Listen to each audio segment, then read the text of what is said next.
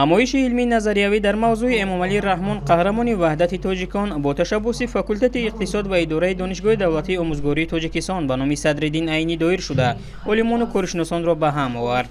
Зимни ифтитоҳи ҳамоиш роҳбарияти донишгоҳ зикр намуданд, ки бо гузашти солҳо аҳамияти таърихии ин ҳуҷҷати сарнавиштсоз, қимати сулҳу субот ва ваҳдати миллӣ бештар мегардад. Зеро маҳз аз баракати муттаҳид сохтани нерӯҳои сиёсӣ ва таъмини ризоияти ҷомеа мо пеш аз ҳама тавонистем истиқлолияти давлатӣ ва якпорчагии ватани азизамонро ҳифз намоем ва мардуми худро аз парокандагӣ эмин нигоҳ дорем. Нотиқон иброз намуданд, ки дар рӯзҳои сангинтарини мамлакат агар тақдиру қисмат ба миллати тоҷик сарвари оқилу тавоно намедод, кишвари тоҷикон аз харитаи олам нест мешуд ва аз миллати тоҷик нишоне намемонд. маҳз бо кӯшишҳои пайвастаи президенти ҷумҳурии Тоҷикистон муҳтарам Эмомалӣ Раҳмон дар кишвар муҳити боварӣ фароҳам омад.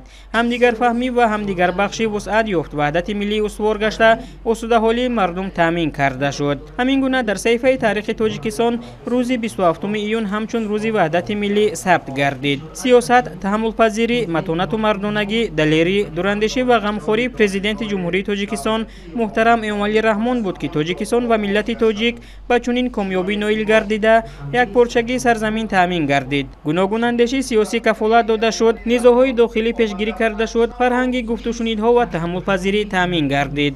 дар ҳамоиш аз ҷониби иштирокчиён дар мавзӯъҳои худшиносии миллӣ омили асосии таҳкими ваҳдати миллӣ, Эмомалӣ Раҳмон президенти мардумии мост, меъмори сулҳи тоҷикон ва ғайра маърузаҳо пешниҳод шуд.